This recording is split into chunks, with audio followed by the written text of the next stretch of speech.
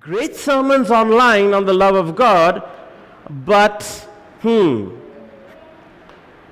is that really on display practically, right?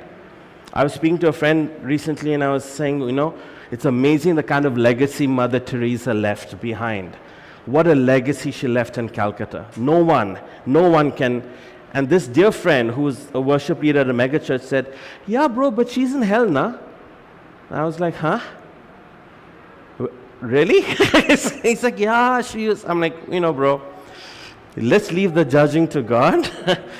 But if Mother Teresa is really in hell, then you and I are in deep trouble, bro.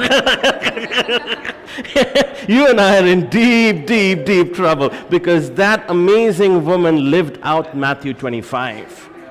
And I have not seen, I don't think anyone has lived out Matthew 25 the way she did. In fact, when she went to the UN, she was invited to speak at the UN, and she gave one of the most powerful messages against abortion. And Bill Clinton, who was president at that time, was asked for his response to what Mother Teresa said. Mother Teresa has spoken out against abortion and the laws that you are trying to pass in the US and everything. And Bill Clinton had the good sense, good politician, he had the good sense to reply and say, it is very difficult for me to argue against a life that is so beautifully lived. He's got sense. He knew that anything he says is going to come back against him. There's no way I can say anything or argue against this incredible life. So he just gave the best reply, just be silent, don't mess with this lady.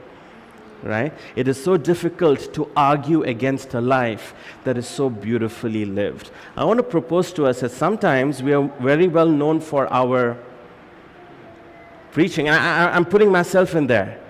It's easier to preach an awesome message than for me to love my neighbor or my colleagues who get on my nerves. I'm being honest with you.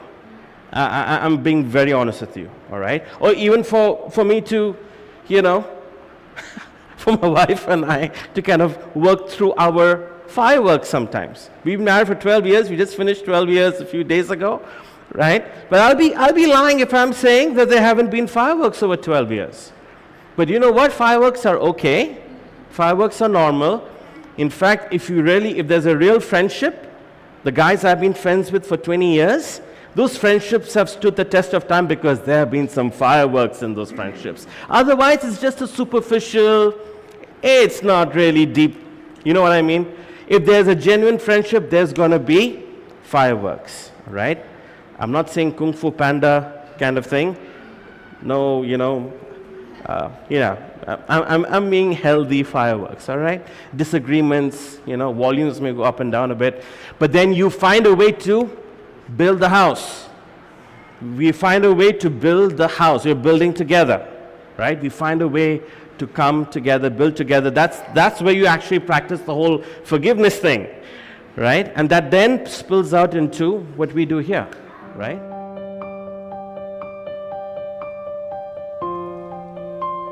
One evening, a gentleman came to our house and said, there is a Hindu family with 8 children, have not eaten for a long time. Do something for them. And I took rice and I went immediately. And there was this mother, and those little ones' faces, shining eyes from sheer hunger. She took the rice from my hands. She divided it into 2 and she went out.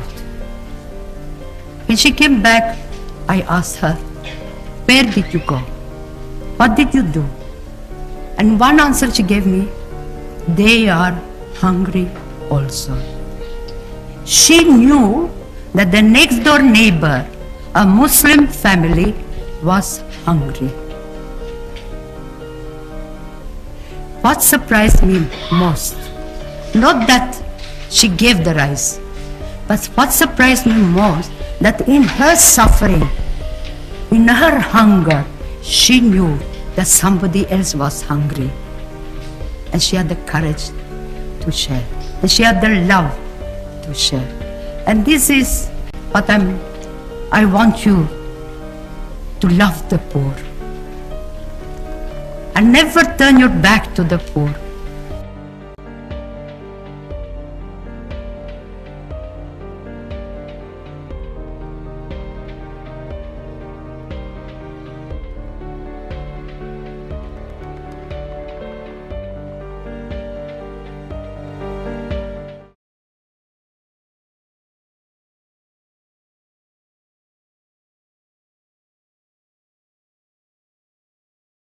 I personally am most unworthy,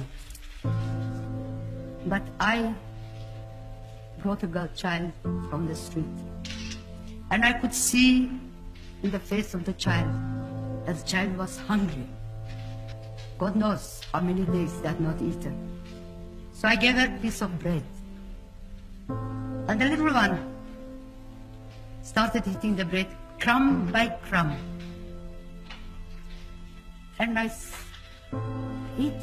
said to the child, eat the bread, eat the bread. And she looked at me and said, I'm afraid to eat the bread because I'm afraid when it is finished, I will be hungry again. This is a reality.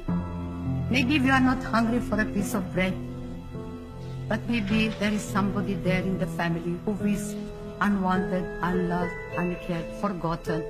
There is love. Love begins at home. And love to be true has to hurt. And this is what I bring before you. To love one another with great love.